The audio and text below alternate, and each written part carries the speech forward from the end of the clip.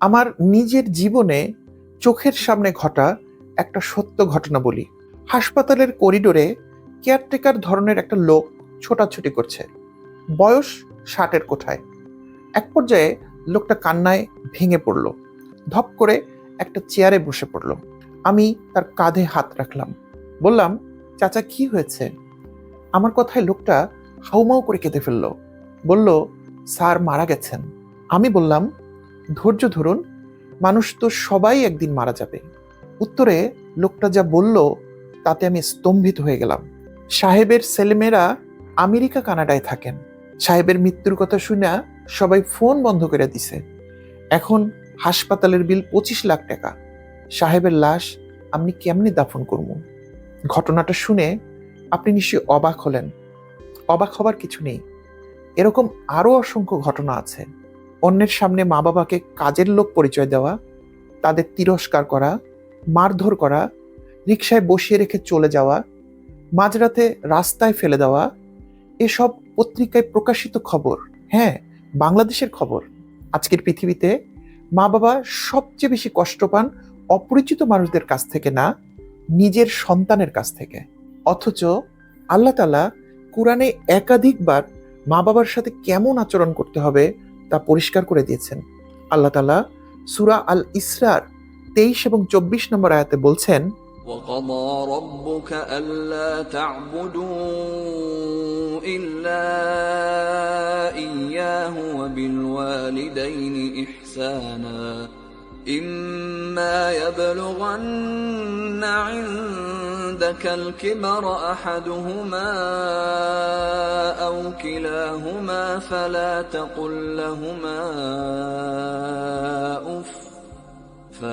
تقل لهما أف ولا تنهرهما وقل لهما قولا كريما।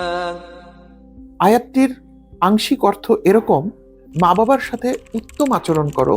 তাদের একজন বা উভয়ই যদি তোমার কাছে বার্ধক্যে পৌঁছে যায়, তবে তাদেরকে উফ পর্যন্ত বলো না, তাদের ধমক দিও না, বরং তাদের সাথে সম্মানের সাথে কথা বলো। মা বাবার প্রতি দায়িত্ব শুধু পারিবারিক বা সামাজিক দায়বদ্ধতা না, এটা ইবাদত। আজ আমরা কোথায় ভুল করি? আমরা মা বাবাকে ভালোবাসি, কিন্তু আচরণে সেটা দেখা যায় না। মা ফোন করেন, আমরা বলি, আচ্ছা পরে কথা বলি, এখন ব্যস্ত। বাবা কিছু বলতে চান, আমরা মোবাইল থেকে চোখ না তুলে বলি, ঠিক আছে বলেন। মা একই গল্প বারবার বলেন, আমরা বিরক্ত হয়ে বলি, এটা তো আগেই বলছেন, আবার কেন বলতেছেন? অথচ ছোটবেলায় আপনি আমি একই কথা, একই প্রশ্ন 20 বার করেছি, 30 বার করেছি, মা বাবা বিরক্ত হননি। বাবা বৃদ্ধ হয়ে গেলে ধীরে হাঁটেন, ধীরে বোঝেন, ধীরে কথা বলেন। আমরা বিরক্ত হয়ে যাই। কিন্তু একটা সময় ছিল যখন আমরা হাঁটতে পারতাম না, খেতে পারতাম না, কথা বলতে পারতাম না। তখন কে আমাদের এসব শেখালো? আজ বড় হবার সাথে সাথে কেমন যেন আমরা সবকিছু ভুলে গেছি, আমরা তাদের ছোট করে ফেলছি। অথচ আমরা যতই বড় হই, তাদের কাছে আমরা এখনো সেই ছোট্ট বাবুটি রয়ে গেছি। আজ যদি আপনার মা বাবা জীবিত হয়ে থাকেন, তাহলে আপনি এখনো সৌভাগ্যবান। কারণ পৃথিবীতে এমন একটা দরজা আছে যেখানে আপনি নিঃশর্তভাবে দোয়া পাবেন, মা বাবার দোয়া। তাদের সাথে সময় কাটান, তাদের কথা শুনুন, তাদের সম্মান করুন, তাদের সেবা করুন।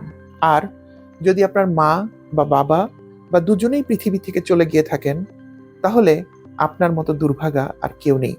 আপনার মোবাইল ফোনে হয়তো একটা নাম্বার সেভ করা আছে, বাবা বা মা নামে, কিন্তু সেখান থেকে আর কোনো দিন ফোন আসবে না।